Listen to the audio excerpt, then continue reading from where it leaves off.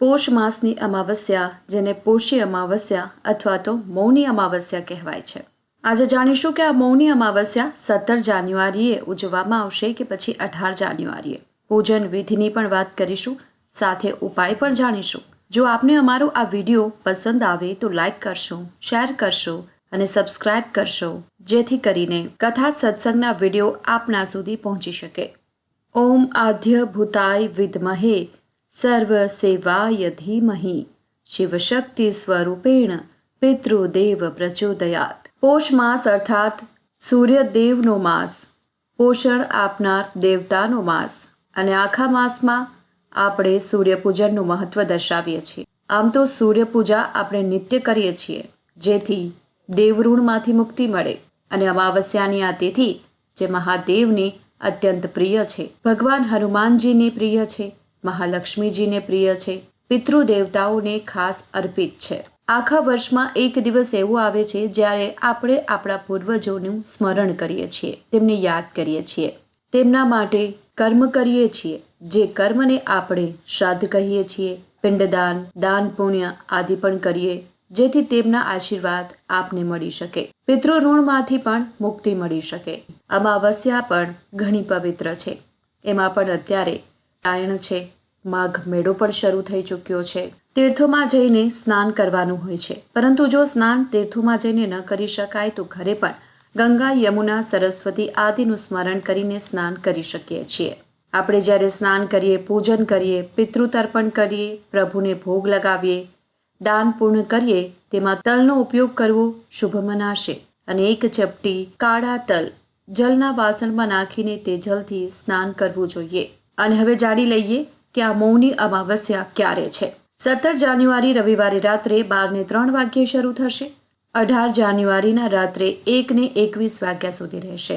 ઉદય તિથિ મુજબ 18 જાન્યુઆરીએ મૌની અમાવસ્યા કહેવામાં આવશે.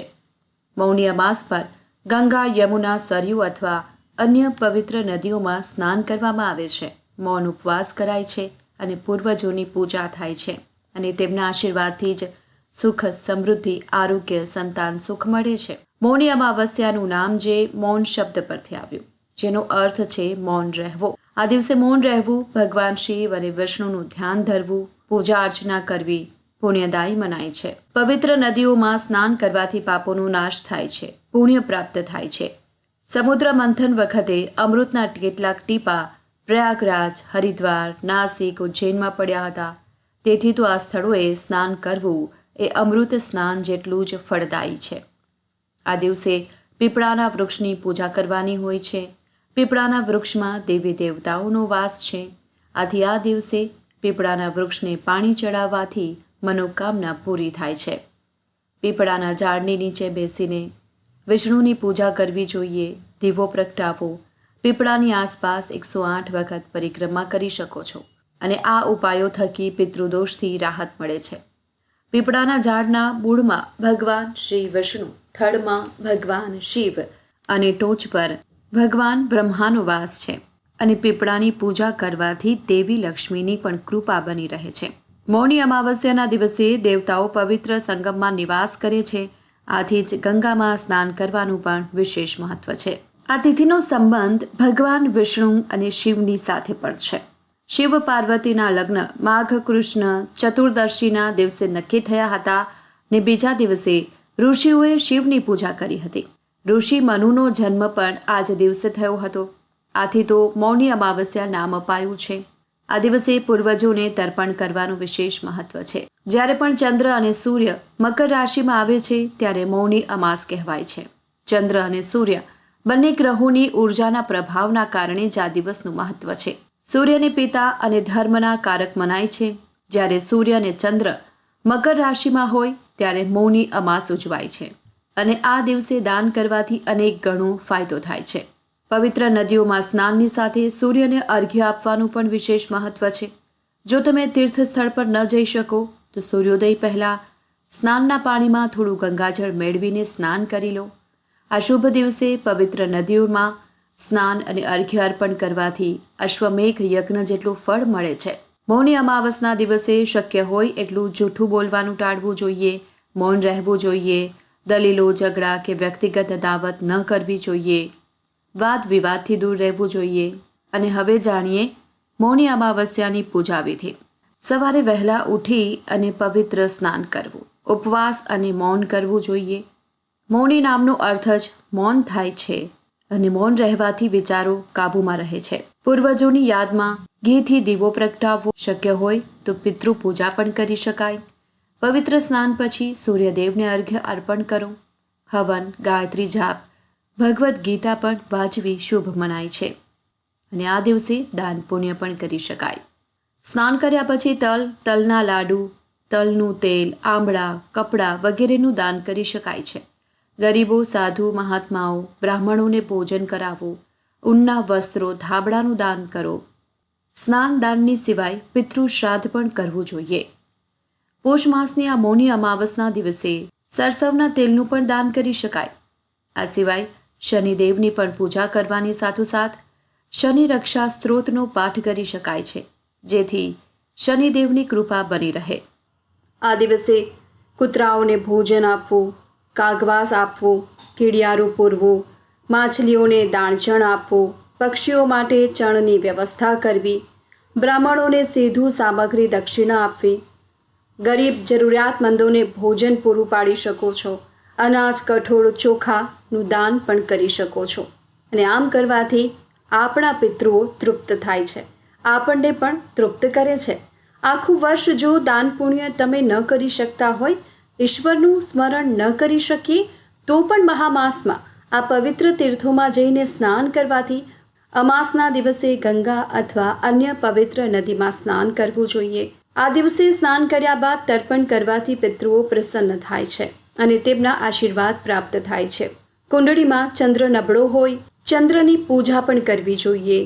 આ દિવસે ચંદ્રની પૂજા કરવાથી આરોગ્ય તંદુરસ્ત થવાના આશીર્વાદ મળે છે.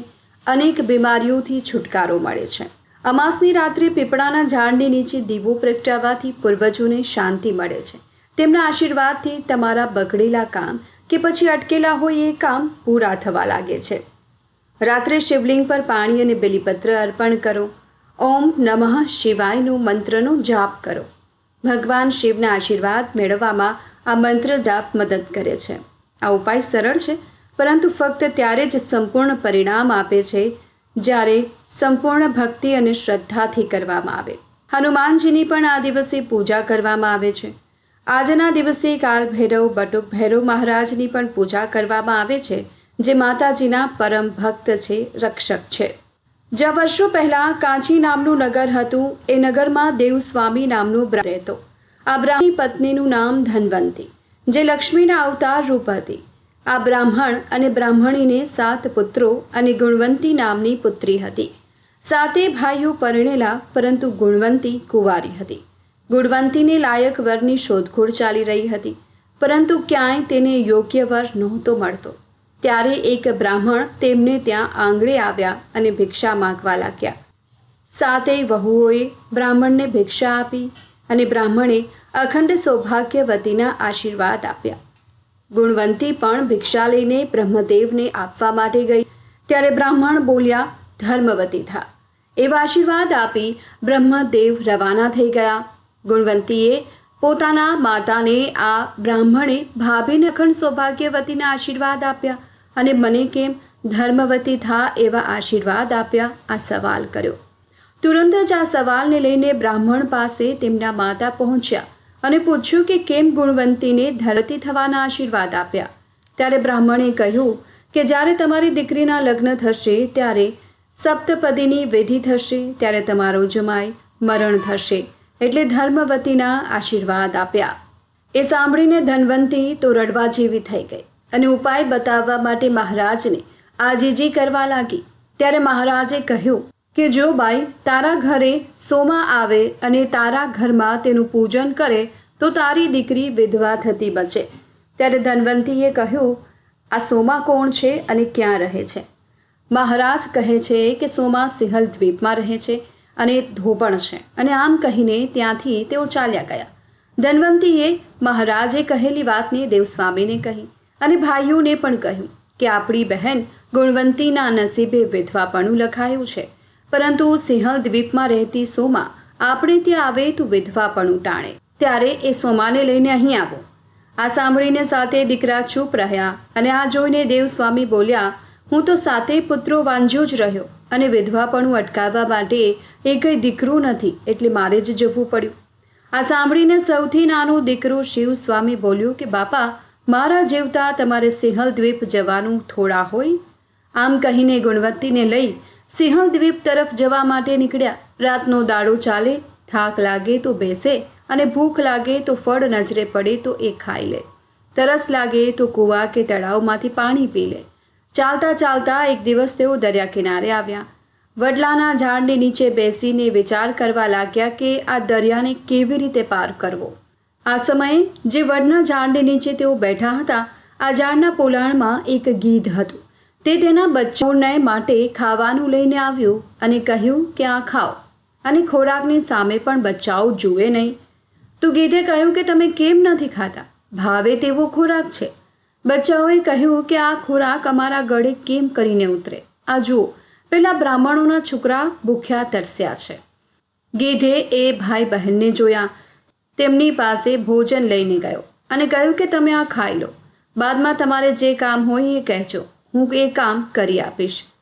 શિવસ્વામીએ ગીધને કહ્યું કે ગીધ મહારાજ, અમારે દરિયા પાર જવું છે, સિંહણ દ્વીપ જવું છે અને ત્યાંથી સોમાને લાવવાની છે.